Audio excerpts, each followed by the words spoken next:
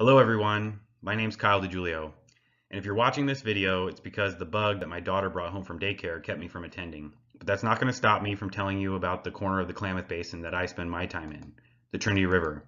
I work with the Trinity River Restoration Program established in the year 2000 as a partnership of 4 federal agencies, the Hoopa Valley and Yurok Tribe, the state of California, and Trinity County.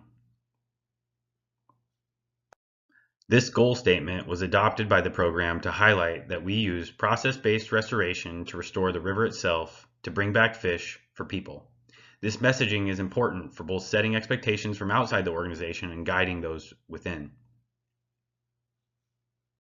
The largest and southernmost tributary to the Klamath, the Trinity is some of the most rugged and beautiful country on Earth, including the longest free-flowing river in California, the South Fork Trinity, the lowest elevation glacier in the continental U.S., and headwaters in 3 different wilderness areas. Western expansion and resource extraction brought change that mirrored that of the broader West, with fur, gold, timber, and water extraction taking their toll sequentially over 150 years. In the early 1960s, construction of 2 dams cut off the upper quarter of the watershed and diverted 88% of captured water to the Sacramento River Basin through a series of tunnels, power plants, and reservoirs. During the 1990s, a study done in partnership by the U.S. Fish and Wildlife Service and Hoopa Valley Tribe told a familiar story with clear and concise messaging. Dam building had stopped the conveyor belt of sediment disrupting fluvial process. The historic channel form, renewed by large floods and sediment, had been replaced with an incised channel which the riparian had encroached upon. Fine sediments from poor land use filled pools and smothered redds, and water temperature was too warm to support cold water fish. The tools given to the program include sediment management in the form of gravel augmentation and watershed restoration, a 40-mile reach in which to perform channel rehabilitation, annual water volumes to be released to the river as restoration flows, and the ability to change how these tools are applied through adaptive management. Sounds easy, right? Well, that is a lot of interrelated, interdependent knobs to turn. Don't get me wrong, I think we need all the knobs. However, to perform adaptive management on one action, one must assume that all the other knobs are in the correct position, or adjust multiple management actions at the same time. After nearly 20 years, we believe that we have enough information and experience to make changes to our whole suite of actions. I'm going to go through each action and dive a little deeper into 2 aspects changing in unexpected ways, presenting some unique challenges associated with messaging. We'll start with channel rehabilitation. 47 identified sites shown in orange with crosshatch indicating projects that are complete. We are about 3/4 of the way through construction, and we have been able to document increase and sustained juvenile salmonid habitat gains, which others have presented here previously. Design concepts have changed significantly, in no small part due to this community and conferences like River Restoration Northwest. We'll look at one of our first projects, Hawker Flat, and the one that we plan to put on the ground this year, Oregon Gulch. Hawker Flat focused on removal of the riparian berm and created floodplains at elevations greater than the 2.5-year flood. It included no wood features, no in-channel work, no revegetation, and early projects ranged from 10,000 cubic yards of earthwork to just over 90,000 cubic yards at Hawker Flat. While we saw improvements in habitat, they weren't at the rate required to recover the fishery in an acceptable amount of time. It didn't take long for designers to incorporate wood for multiple uses into designs, and realigning the channel became common. We've changed our messaging to remove focus from the channel and talk about valley restoration. New designs maximize process space, and the Oregon Gulch site shown here, with relative elevations for the existing conditions on the left and the design topography on the right, uses elements of stage 0 design. But a channel remains for navigability. In the late 1800s and early 1900s, the largest hydraulic mine in the world operated in Oregon Gulch and washed over 110 million cubic yards of sediment off the hill and into the Trinity River Valley, where it was processed by dredgers, leaving behind 30-foot-high monuments. The project proposes to remove 600,000 cubic yards of dredge tailings from more than a 30-acre area. We've learned that under new hydrology, we are going to have to be heavier-handed. Watershed work initially focused on road maintenance and fish barrier removal, obviously important tools that we'll continue to use, but much of the low-hanging fruit has been addressed. More recent projects include in-stream flow and in-stream construction, such as the Indian Creek project shown here. This project, at the base of another enormous hydraulic mine site on Indian Creek, was implemented by the Yurok tribe in the fall of 2020. Pre-project, the incised channel could carry several hundred CFS, and the groundwater was up to 14 feet below the surface in areas. The project has increased groundwater storage, and it only takes a few dozen CFS to spread across the valley floor, like in the picture on the right. The first restoration action taken on the Trinity was to augment gravels to spawning areas. We've continued this action and have learned a lot about implementing it. High flow injections, like those pictured here, provide material to the conveyor belt. However, over time we noticed that the gravel, augmented at high flows, stacked up on the floodplains, disrupting transport downstream, resulting in the areas downstream eventually simplifying and providing less habitat.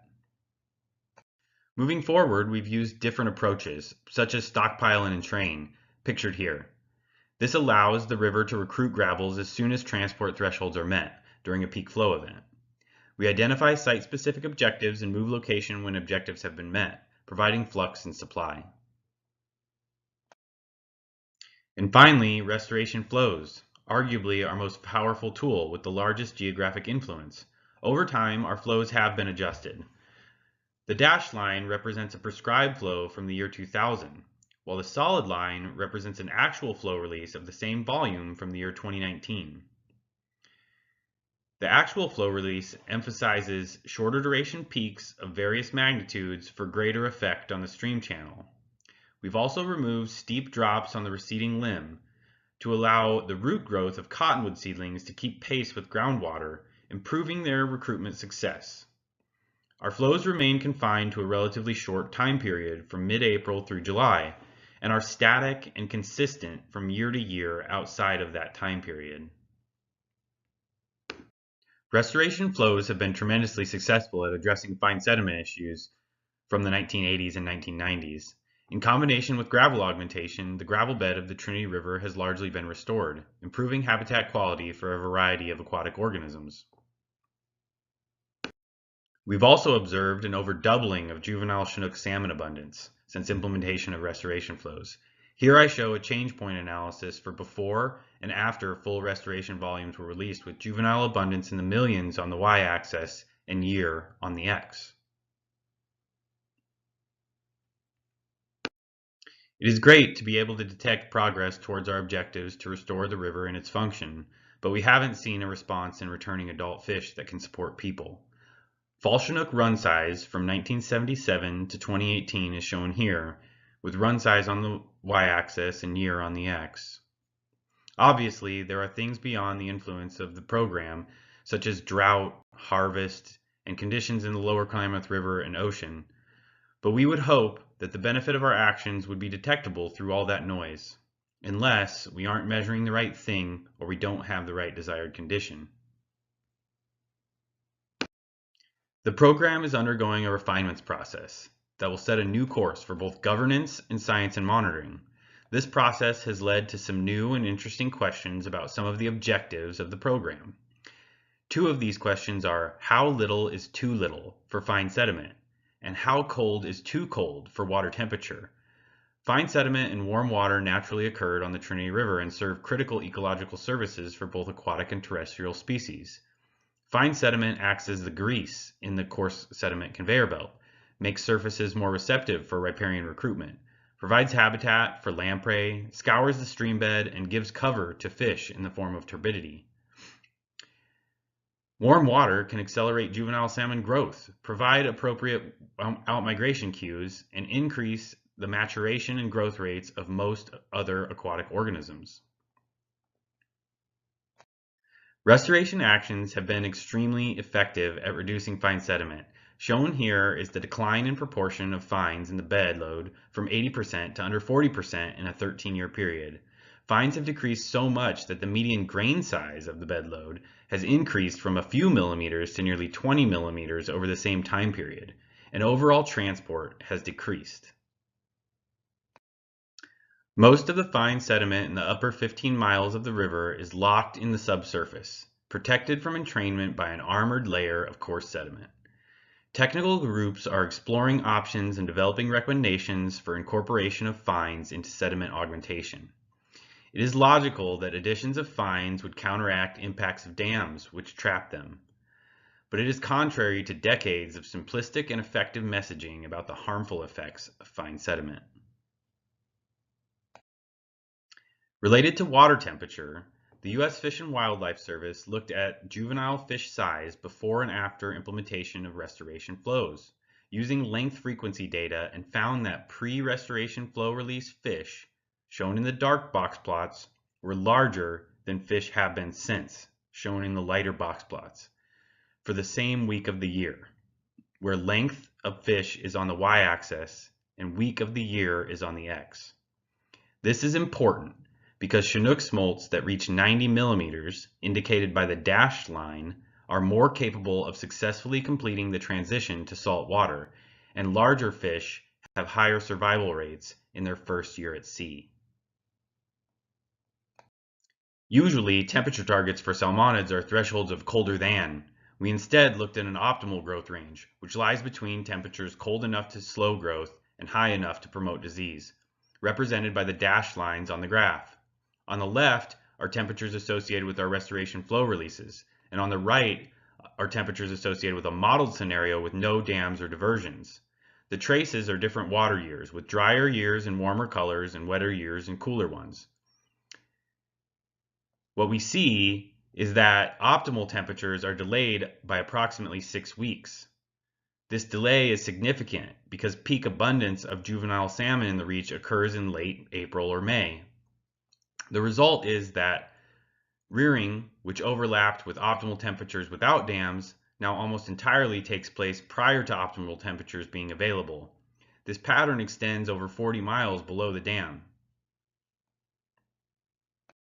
A proposal to manage restoration flows starting in December, timed with natural runoff, which would shift water earlier in the year, allowing water to warm naturally in the spring, was brought forward last fall. I was hoping to be telling you that we were in the process of implementing that plan. However, change is difficult, and overcoming simple and effective messaging about fine sediment, water temperature, and other concerns proved too much for decision makers to approve the change. Faced with prolonged drought and uncertain impacts of fine sediment from wildfires, no action was taken. Scientists believe that these problems too would be benefited by timing fine sediment transport with delivery by tributaries and increasing growth and sending earlier outmigration cues to salmon to migrate to sea under more favorable conditions. Change is hard in the face of uncertainty. The challenges of messaging for those that work in resource conservation are not isolated to the Trinity River. When trying to convey the needs of, impacts to, or function of a natural system, simple messages are often most easily absorbed, but do not capture the nuance needed for good management. The issues on the Trinity River are not unique, but they are specific, and it can be difficult to convey these specific needs when so many places in the West are dealing with fine sediment impacts from extreme wildfire and land use, and elevated water temperatures due to diversion, drought, and climate change. Even on the Trinity River, in the same stretch where water temperature is too cold in the spring, in the fall, when reservoir storage is low, warm water threatens spawning salmon. This is why, whether it's fine sediment or water temperature, on the Trinity we are doing our best to get both management and messaging just right. That's all I have for today. Listed are a few of the sources for information that was presented today, and I would like to thank all of my partners at the Restoration Program, and thank you all for listening. This conference has given me a lot over the years, and I hope I was able to give a little bit back today.